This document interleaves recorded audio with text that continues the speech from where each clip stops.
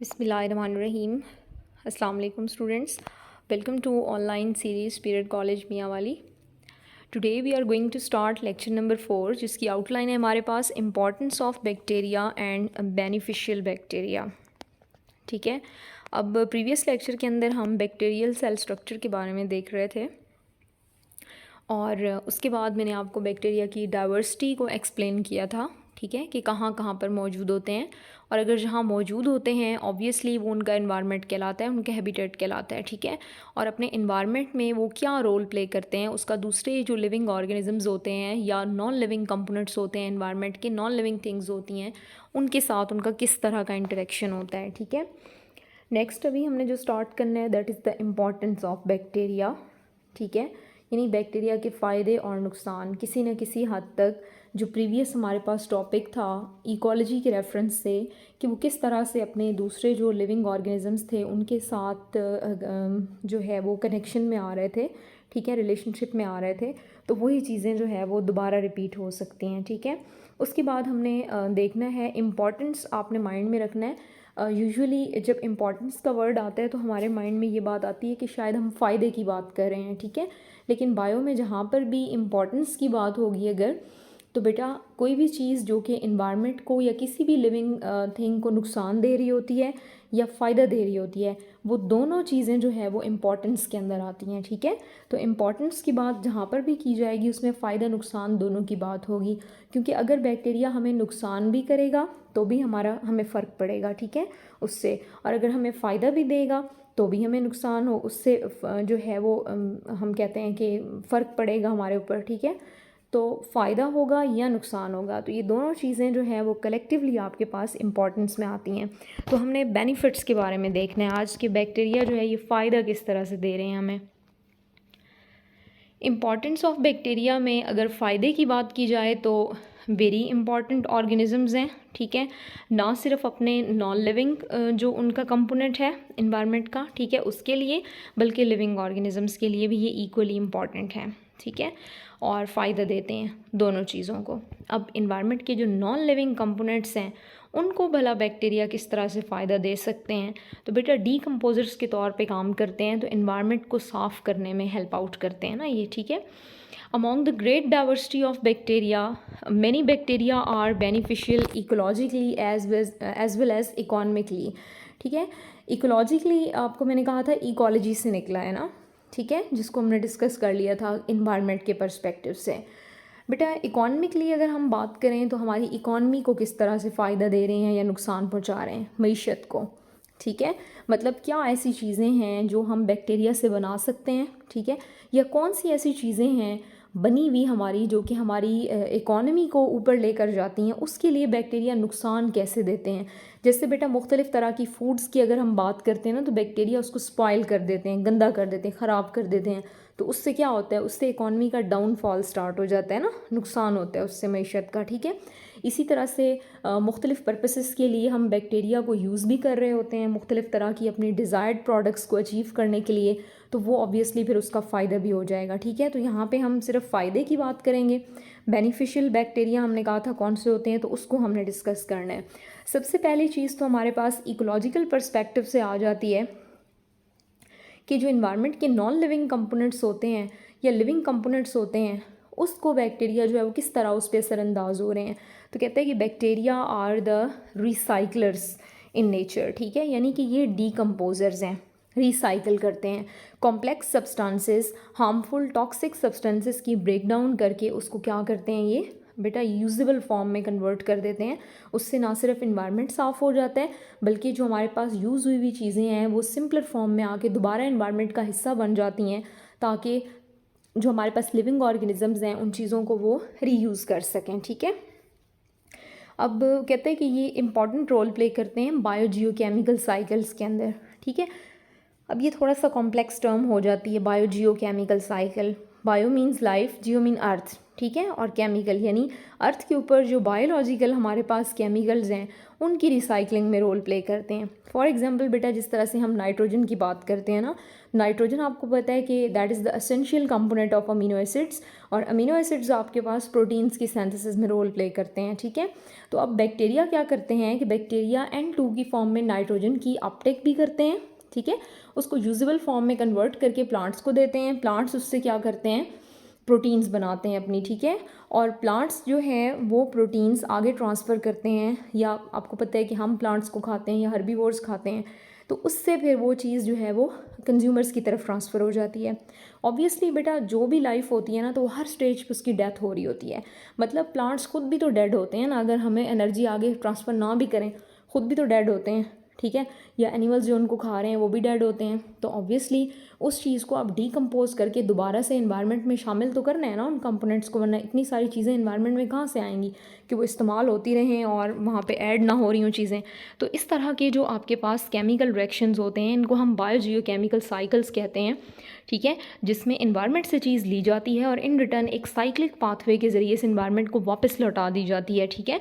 तो इसमें हमारे पास जो बैक्टीरिया काम करते हैं उनको हम नाइट्रीफाइंग बैक्टीरिया कहते हैं, नाइट्रोजन साइकिल के बैक्टीरिया हैं ये, ठीक है, जिसमें नाइट्रोसोमोनास है, हमारे पास नाइट्रोबैक्टर है एंड एजोटोबैक्टर है, ठीक है, साइंटिफिक नेम्स हैं। एंड डी नाइट्रीफाइंग बैक्टीरिया में सीडोमोनास है, ठीक है, पी साइलेंट होगा इसमें, play significant role in the completion of this cycle.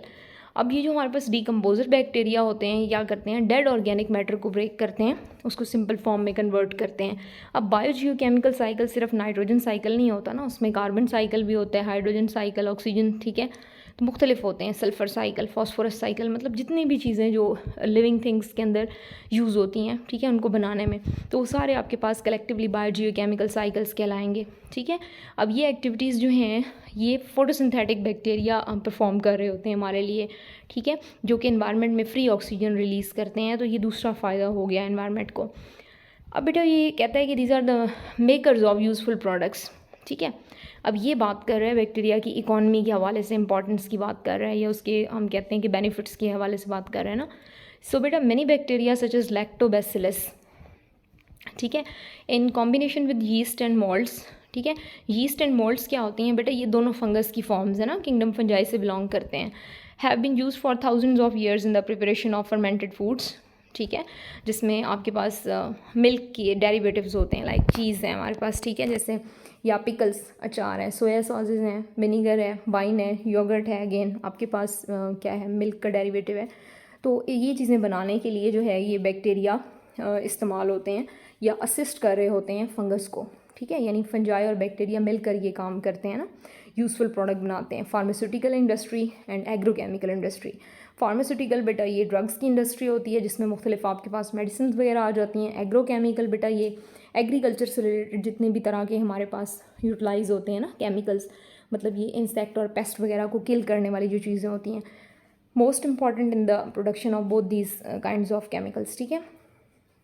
कुछ बैक्टीरिया हमारे पास बहुत इंपॉर्टेंट एंटीबायोटिक्स की प्रोडक्शन के हवाले से स्पेशलाइज होते हैं, ठीक है, इस तरह से लेदर आर्टिकल्स, ठीक है, उसको यूजेबल फॉर्म में कन्वर्ट करने के लिए इस्तेमाल होते हैं। अब एंटीबायोटिक्स वाला पॉइंट आपको मैं पहले एक्सप्लेन कर चुकी हूँ प्रीवियस लेक्चर के अंदर, ठीक है। इन्वायरमेंटल क्लींजर्स के तौर पे काम करते हैं, जैसे डीकम्पोजर्स का मैंने जिक्र किया आपसे, ठीक है। बहुत सारे हमारे पास ऐसे बैक्टीरिया होते हैं जो कि हार्मफुल जो पोल्यूटेंट्स होते हैं उनको ये क्या करते हैं, रिमूव कर देते हैं एनवायरनमेंट से, एब्जॉर्ब करके खुद, वो प्रोसेस बायो रिमीडिएशन कहलाते हैं आपके पास, ठीक है। बेटा प्रीवियस लेक्चर में आपको याद होगा मैंने लाइकेंस का जिक्र किया था, ठीक है, जिसमें साइनोबैक्टीरिया जो है वो फंजाई के साथ एसोसिएशन बनाकर रहते हैं, मिल के रहते हैं ना। तो अब बेटा उन जो लाइकेंस हैं उनका भी इन्वायरमेंट को कोई तो फ़ायदा होता होगा ना, तो उसमें लाइकेंस का यही फ़ायदा होता है कि जो हैवी मेटल्स होती हैं ना, जो टॉक्सिक सब्सटेंसेस या केमिकल्स होते हैं इंडस्ट्रीज से रिलीज़ होते हैं, ठीक है, लाइकेंस जो है ये उसको एब्जॉर्ब करती हैं, मतलब लाइकेंस को फ़ायदा होता है उससे, जितने ज़्यादा हैवी मेटल्स उनको मिलेंगे ना तो उनकी ग्रोथ अच्छी होगी, ठीक है। तो उससे क्या होगा, इन्वायरमेंट से हैवी मेटल्स को एब्जॉर्ब कर लिया जाएगा, टॉक्सिन्स को एब्जॉर्ब कर लिया जाएगा, या पोल्यूटेंट्स को, जो चीज़ें पोल्यूशन कॉज करती हैं, तो उस हवाले से फिर हमें फ़ायदा हो जाएगा। तो removal of harmful substances by using living organisms आपके पास बायो रिमीडिएशन कहलाता है। तो ये बड़ा इंपॉर्टेंट शॉर्ट क्वेश्चन भी होगा आपके पास, ठीक है। तो अब सेम यही वाली चीज़ें जो है ये आगे आपको थोड़ा सा इसने एक्सप्लेन किया है। ये ऑयल स्पिल्स वगैरह की लीकेज होती है जब, ठीक है, तो वहाँ से जो है बैक्टीरिया को वहाँ पे यूज़ किया जाता है उन पोल्यूटेंट्स को एब्जॉर्ब करने के लिए, ठीक है। बायोपेस्टिसाइड्स का जिक्र है, ठीक है, मतलब पेस्ट वगैरह को किल करने के लिए बैक्टीरिया को यूज़ किया जाता है। कॉमनली हमारे पास जो है ये बेसिलाई बैक्टीरिया की एक फॉर्म आती है हमारे पास, ठीक है। ये हमारे पास साइंटिफिक नेम है, इसको थोड़ा सा आपने ना नोट डाउन कर लेना है, बैसिलस थुरिनजेनेसिस, ठीक है, बैसिलस थुरिनजेनेसिस साइंटिफिक नेम है। तो इसमें टी को आपने स्मॉल करना होगा, ठीक है। ग्राम पॉजिटिव टाइप का आपके पास बैक्टीरियम है, सॉइल डिवेलिंग ऑर्गेनिज्म है, मतलब सॉइल के अंदर धंसा हुआ रहता है। बायोपेस्टिसाइड्स के तौर पे यूज़ होते हैं बैक्टीरिया, इन्वायरमेंट फ्रेंडली होते हैं, ठीक है। तो अब इन्वायरमेंट में अगर इनको इंट्रोड्यूस करवाएंगे तो बात ये आ जाती है कि किसी एक ऑर्गेनिज्म को तो ये नुकसान कर रहे होंगे ना, बायोपेस्टिसाइड के तौर पे एक्ट कर रहे हैं तो पेस्ट को किल कर रहे होंगे, तो क्या ह्यूमंस के लिए जो है वो नुकसान नहीं होगा? तो हम कह सकते हैं कि थोड़ा बहुत नुकसान होगा या कम नुकसान होता है ना, ठीक है, क्योंकि बैक्टीरिया में पता है सारे के सारे हार्मफुल नहीं होते। Humans, wild life, pollinators and other beneficial insects के लिए ये नुकसानदेह नहीं होते, बल्कि स्पेसिफाइड जो हमारे पास इंसेक्ट्स होते हैं जो ज़्यादा नुकसान करते हैं एग्रीकल्चर की इंडस्ट्री का, उनके लिए ये नुकसानदेह हो सकते हैं, ठीक है। रिसर्च एंड टेक्नोलॉजी टूल्स की अगर हम बात करें तो उसमें भी बैक्टीरिया जो है बड़ा इंपॉर्टेंट रोल प्ले कर रहे हैं, ठीक है। Scientist can easily manipulate with them, ठीक है। Due to these reasons bacteria हमारे पास मॉलिक्यूलर बायो में यूज़ हो रहे हैं। अब ये बेटा आपको याद होगा, मैंने आपको प्लाज्मिड्स का रेफरेंस दिया था ना, ठीक है। तो अब ये कहता है कि रिसर्च टूल के तौर पे हम इसको इस्तेमाल कर रहे हैं या टेक्नोलॉजी के अंदर, ठीक है। साइंटिस्ट मेक म्यूटेशंस इन बैक्टीरियल डीएनए। म्यूटेशन का मतलब होता है बैक्टीरिया के डीएनए को ओरिजिनल से थोड़ा सा चेंज कर दिया जाए, ठीक है, और उसके बाद फिर उनकी चेंजेस को जो है वो एग्जामिन किया जाए। In this way determine the function of genes and enzymes in bacteria, ठीक है। ना सिर्फ बैक्टीरिया के अंदर जो एंजाइम्स मौजूद हैं या जीन्स मौजूद हैं उनके काम का पता लगाया जा सकता है, ठीक है, या फिर जो जीन हमने वहाँ से रिमूव करके कोई और जीन लगा के अपने डिज़ायरेबल प्रोडक्ट भी हम वहाँ से अचीव कर सकते हैं, ठीक है। तो ये आपके पास बैक्टीरिया के डिफरेंट जो है वो फ़ायदे होते हैं, ठीक है। अब वो कहते हैं इंसुलिन की एग्जांपल सिर्फ आपको पता है ना कि अगर बैक्टीरिया का जो प्लाज्मिड है वो बैक्टीरिया का डीएनए ही है ना एक किस्म का, जिसमें रेजिस्टेंट जीन्स होती हैं, ड्रग रेजिस्टेंट जीन्स हैं, उनमें से किसी एक जीन को निकाला जाएगा अगर, तो फिर उसकी जगह पे जो है वो इंसुलिन की जीन डाली जाएगी या कोई ग्रोथ हार्मोन या कोई किसी एंटीबायोटिक के लिए जीन डाली जाएगी, तो उसके अकॉर्डिंग अपनी डिज़ायर्ड प्रोडक्ट जो है वो बैक्टीरिया बनाना शुरू कर देगा। और उसके साथ साथ हमें ये भी पता चल जाएगा कि जो जीन हमने निकाली थी उससे बैक्टीरिया का कौन सा फंक्शन लॉस हुआ है, मतलब वो पहले किस तरह से रह रहे थे और अब जो है वो अपना कौन सा फंक्शन वो ठीक से परफॉर्म नहीं कर पा रहे। तो समटाइम्स बैक्टीरिया के पास भी ऐसी जीन्स निकल आती हैं जो हमारे काम की होती हैं, ठीक है। जैसे बैक्टीरिया ने अपने अंदर एक एंजाइम बनाया हुआ था जो वायरस के डीएनए को काट सकता है ना स्पेसिफिक पॉइंट पे, वो उसने बनाया था बैक्टीरिया वायरस के अगेंस्ट डिफेंस के लिए, बैक्टीरिया ने खुद बनाया था, ठीक है। तो वो अब एंजाइम जो है वो हमें मिल गया है, तो हम उसको बायोटेक्नोलॉजी में जो मुख्तलिफ़ तरह के डीएनएस को काटा जाता है उसको काटने के लिए हम मॉलिक्यूलर सीजर के तौर पे उसको इस्तेमाल कर रहे हैं, ठीक है। तो ये आपके पास डिफरेंट बेनिफिट्स जो हैं वो फिर उसके सामने आते हैं जब हम बैक्टीरिया के डीएनए के ऊपर रिसर्च कर रहे होते हैं। फ्लोरा के हवाले से अगर इसकी इम्पॉर्टेंस देखी जाए, association between humans and there normal flora और द म्यूचुअलिस्टिक, ठीक है। अब फ्लोरा का वर्ड जो है वैसे तो यूजुअली फाना और फ्लोरा हम प्लांट्स और एनिमल्स के लिए यूज़ करते हैं, लेकिन फ्लोरा का वर्ड जो है ये बैक्टीरिया के लिए भी होता है कि कलेक्शन जो है हमारे पास बहुत ज़्यादा तादाद में जो बैक्टीरिया उसके लिए हम बैक्टीरियल फ्लोरा का वर्ड यूज़ करते हैं। In human body normal flora gets nutrients stable environment के अंदर जब वो रहते हों, ठीक है, तो ऑब्वियसली फ़ायदा होता है ना। जैसे मैंने आपको लैक्टोबैसिलस का बताया कि वो हमारे इंटेस्टाइन के अंदर रहता है और हमारे लिए विटामिन के बनाता है ना, ठीक है।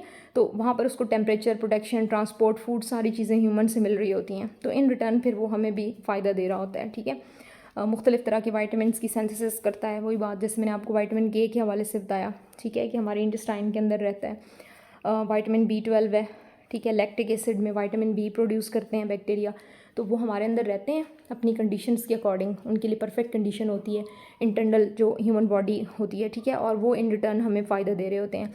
Prevent the colonisation by pathogens, ठीक है।